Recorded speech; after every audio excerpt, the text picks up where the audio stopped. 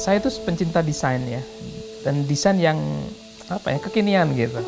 Dan saya juga punya referensi, ada salah satu hotel gitu ya, dia punya masa gitu ya, masa bangunan 2 juga gitu ya, cuman dia tinggi karena hotel ya. Saya ingin bikin seperti itu tapi yang kecilnya gitu ya. Saya ingin rumah itu termasuk interiornya itu dengan tema Scandinavian, tapi sederhana gitu. Makanya ini kalau lihat rumah ini biasa, catnya warna putih semua gitu ya, terus nggak warna-warni, dan interiornya juga sederhana menurut saya gitu. Saya ingin punya rumah itu punya sirkulasi udara yang cukup bagus, termasuk untuk pencahayaan. Makanya rumah ini pas masuk itu kita dalam rumah ini di depan sudah kelihatan taman, masuk ke dalam juga ada taman gitu, samping kanan, samping kiri dan belakang semuanya taman gitu. Memang konsep awalnya itu ingin bikin rumah yang konsepnya itu garden gitu, sehingga kita nggak bosen gitu ya, karena di dalam rumah juga di mana-mana kita lihat tanaman gitu.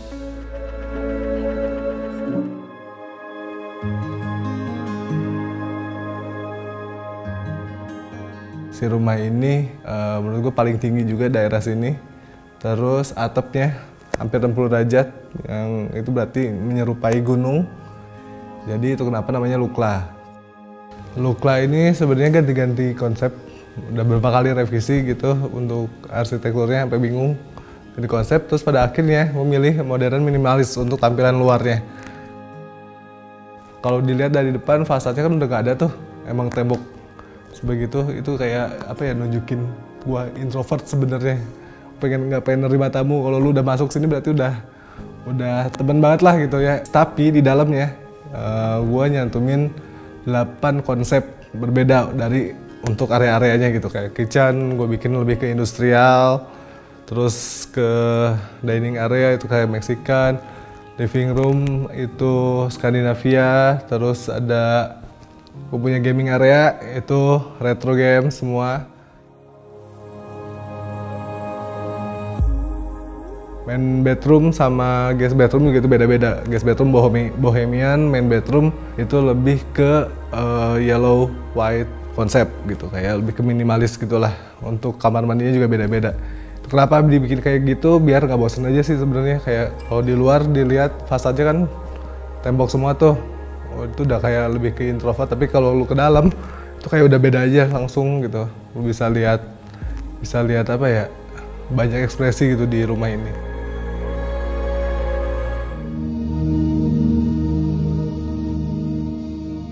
Kami memutuskan untuk membuatnya sebagai Airbnb, dan lalu pada saat itu tamu yang pertama kali datang adalah dari Prancis, dan mereka cukup senang dengan fasilitas kami. Baru setelah itu kita jalan sampai saat ini. Saya berpikir sebuah Airbnb itu harus punya karakter sendiri gitu. Jadi berbeda dengan hotel-hotel pada umumnya, di mana kami propertinya adalah sebuah rumah atau guest house gitu. Nah, di situ saya merasa bahwa rumah itu harus memiliki kehangatan tersendiri untuk menyambut atau welcoming tamu-tamu dari manapun berada. That's why saya dari awal memilih tema bohemian, di mana secara teoretikal bohemian itu adalah tema yang lebih laid back, lebih santai, kemudian lebih mengarah kepada culture seperti itu. Di area teras saya memilih menggunakan tegel, ubin tegel di mejanya, di mana itu memiliki karakter tersendiri bahwa oh, ini adalah tema-tema dari Indonesia seperti itu. Ada beberapa area yang saya jadikan taman, di mana saya merasa bahwa tamu juga harus memiliki hubungan dengan nature gitu. Karena kan kalau kita lihat di hotel-hotel atau apartemen, dia tidak memiliki connection langsung dengan nature.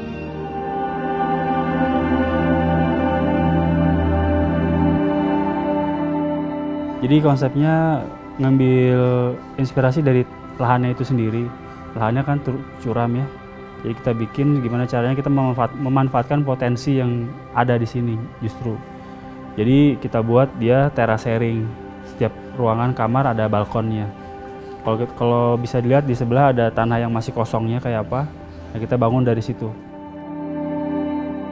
Di sini memang kita bisa ngerasain konturnya langsung gitu. Jadi kalau di rumah yang lain mungkin kita nggak ngerasain tanahnya awalnya seperti apa ya. Jadi sini kita masih preserve perasaan kalau kita naik dari atas ke bawah tuh ada terus sampai ke bawah. Jadi cliffnya tuh dari situ. Interior sih sebenarnya konsepnya lebih ke memanfaatkan ruangan yang sangat kecil di bawah. Di bawah itu cuma 3,5 meter kali 3,5 meter. Potong lagi tangga. Jadi dibuat supaya semuanya bisa all in satu compact, tapi nggak terlalu kerasa kecil juga. Gitu.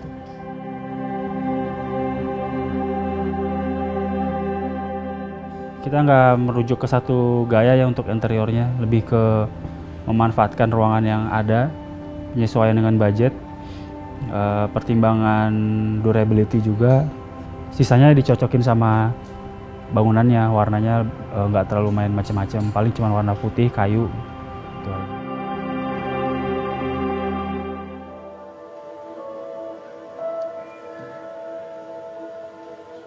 Sebenarnya desainnya tuh dari istri saya. Dia emang suka lihat desain yang mana yang bagus, dia perbaiki sedikit, terus diaplikasikan ke rumah kita.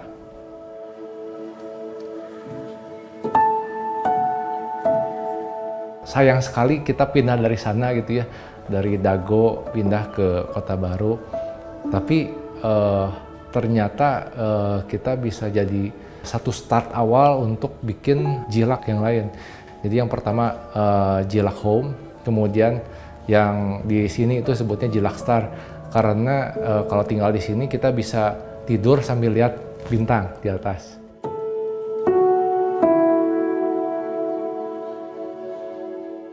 Kemudian ada lagi Jilak Roof. Jilak Roof itu di paling atas bisa lihat kota Bandung gitu.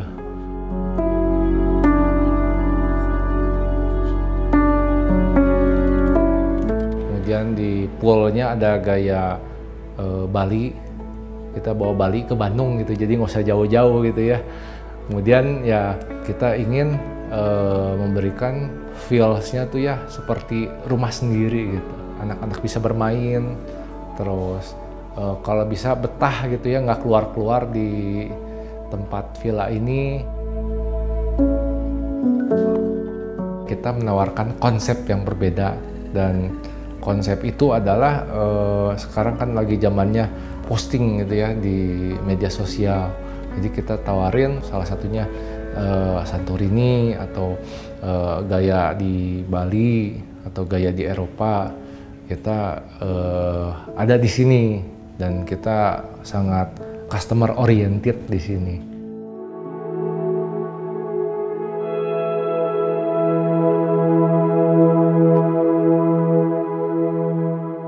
Karena tanah kita yang kita beli itu sangat kecil, cuma ukuran 40 ya. Jadi kita membuat rumah yang compact buat kita, yang pakai budget minim. Kalau selama kita lihat di Mangunan, di Puncak Becisi dan lain-lain itu kan banyak banget rumah-rumah kayu. Kita pengen ngerasain itu di Jogja, di kotanya gitu. Jadi kita pengen banget ngerasain suasana hangat yang ada di rumah kayu, di mana kasurnya biasanya di atas, di loft-nya, habis itu di bawahnya ada dapur, ada ruang tamu, ada sofa, ada ruang nonton TV dan semuanya. Mbak Feni itu men-challenge kita untuk membeli tanah miliknya dia di depan rumah kami pas. Mau nggak mau dari wooden itu kita sewain, dan kebetulan banyak peminat. Dari hasil sewa tersebut kita kumpulin buat dulu rumah yang kedua, yaitu truck house. Itu juga awalnya kita juga pengennya bikin rumah truk seperti itu dari van ya, dari van. Tapi kita lihat budgetnya kok ternyata lumayan mahal gitu. Akhirnya kita buat gimana caranya ini masih bisa kelihatan seperti truk, tapi itu bukan truk gitu. Jadi kita buat ini seperti rumah biasa, cuman untuk luarannya kita pakai gimana sih kelihatannya biar dia kelihatan seperti truk gitu. Cuman untuk di dalamnya kita buat konsepnya lebih ke natural, karena di dalamnya banyak banget tanaman-tanaman. Untuk di kamar mandinya pun itu di atapnya tanpa atap penutup, jadi lebih terasa alami aja. Karena kita punya budget lebih dan kita butuh uang tambahan untuk membayar tanah yang ada di depan, jadi kita membuat satu lagi rumah Van Dijk itu karena kita juga punya mimpi. Kita pengen banget namanya punya ke rumah yang ada bathtubnya. Saya cari cara-cara gimana caranya bisa ruangan kecil kita bisa pasang bathtub dan ruangan tersebut lebih kerasa luas gitu. Jadi di dalamnya saya pasang kaca untuk ke kamar mandi, dari dalam kelihatan seperti taman, tapi ketika kita mandi ya kita bisa mandi di situ.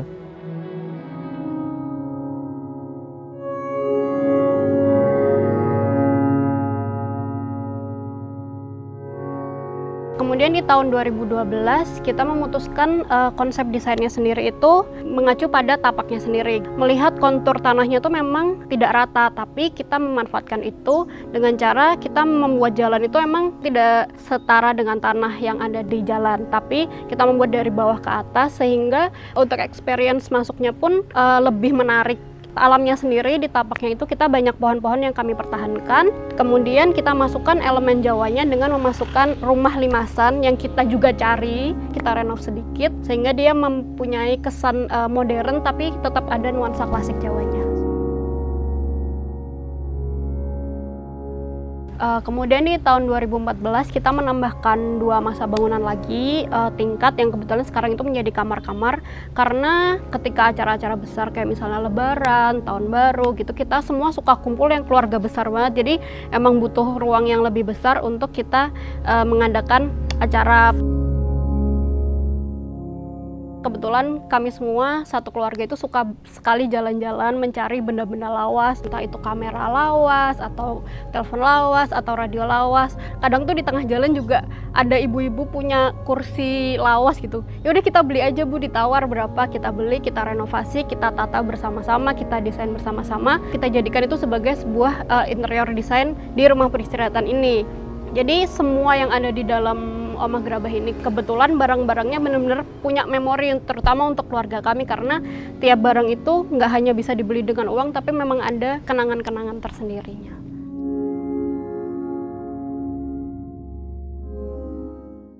Sekitar untuk desain ide dan desain interior dari Omah Selaras ini, aku dan suami menggali dari berbagai macam sumber, terutama dari internet.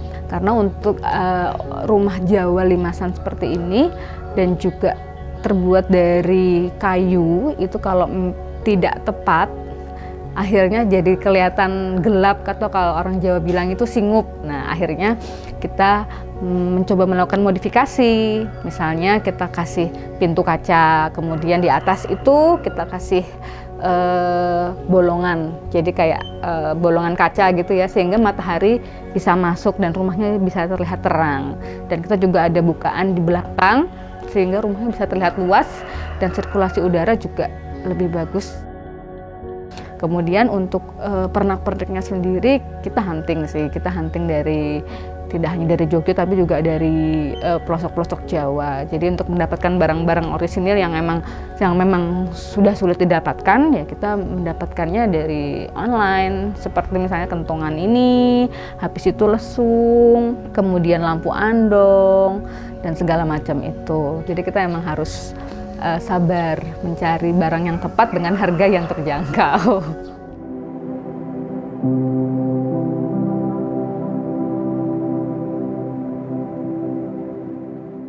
Kita banyak adopsi minimalisme Jepang atau Zen minimalism karena 2 alasan. 1, karena lahan kita terbatas, sehingga kita mencari referensi respon arsitektur atas lahan terbatas. Salah satu yang banyak kan dari arsitektur Jepang, karena mereka populasi per arable-nya tinggi dan mereka sudah beradaptasi dengan kota-kota padat selama berpuluh-puluh tahun gitu. Nah, kita terapkan di Niwa House. Jadi misalnya kita di bawah bed kita gunakan juga untuk storage, terus meja kerja di kamar itu juga berfungsi sebagai cermin rias dan juga lemari untuk handuk misalnya. Alasan kedua kenapa kita adopsi minimalisme Jepang, karena kami merasa hidup kita sekarang di era postmodernisme ini semacam kadang jenuh dengan polusi visual, entah dari sosial media, smartphone, sampai baliho di kota-kota besar gitu. Nah, Zen minimalism ini kan arsitekturnya cenderung menggunakan warna-warna yang kalem dan minim visual noise. Harapannya biar mata bisa beristirahat sehingga nyambung ke otak, otaknya juga beristirahat gitu. Pola ini kita terapkan di Niwa House, terutama di kamar gitu.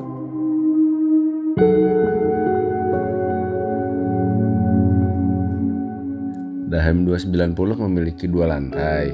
Di lantai 1 ada living room, 1 kamar tidur, 1 kamar mandi, area makan dan dapur plus meja bar. Di lantai 2 ada common area untuk ngumpul atau main board game. Selain itu ada 3 kamar tidur dan 2 kamar mandi. Konsep rumah ini adalah cabin house dengan interior ekletik yang menggabungkan beberapa style seperti Skandinavia, industrial, dan kontemporer. Karena rumahnya yang nggak terlalu luas, kita meminimalisir sekat. Jadi di lantai 1 kita bikin loft dan bukaan berada di semua sisi. Jadi pencahayaan dan penghawaan dengan cross ventilation menjadi maksimal. Area dapur kita berikan skylight karena merupakan area yang tidak banyak terkena cahaya. Untuk interiornya, kita banyak mengekspos kayu solid di beberapa area untuk memberikan kesan hangat seperti di plafon dan di lantai. Lagi pula ada perapian juga di sini tuh. Ada perapian yang masih aktif dan bisa berfungsi.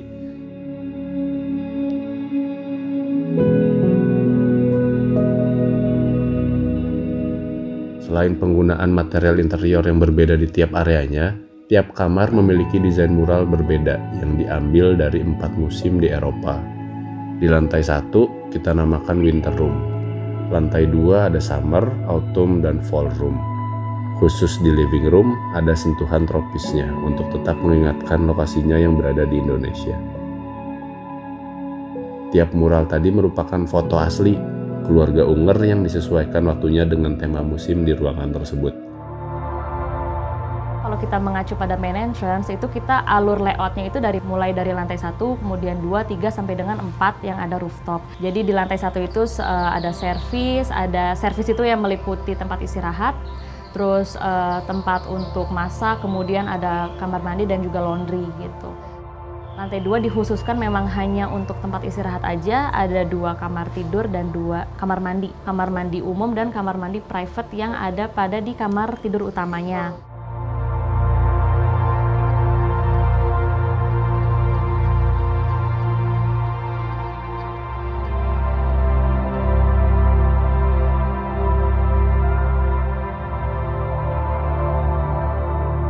Kemudian naik ke lantai 3.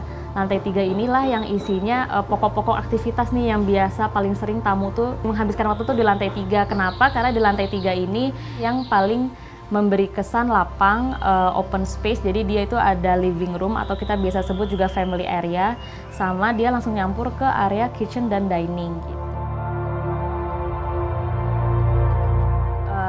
Sekarang posisi Airbnb ini kan sebenarnya nggak yang di Bandung posisi atas gitu ya, ini kita sebenarnya jatuhnya masih di kota. Terus biasanya kalau misalnya masih di daerah kota itu kan kita view-nya itu belum bisa mendapatkan pemandangan yang lebih asri gitu kan. Paling yang mungkin bisa menjadi favorit kita juga ada rooftop garden ini, itu untuk mungkin menyeimbangkan feel kita di kota, tapi kita juga bisa feel kita tuh sudah ada di tempat yang lebih asri gitu kali ya.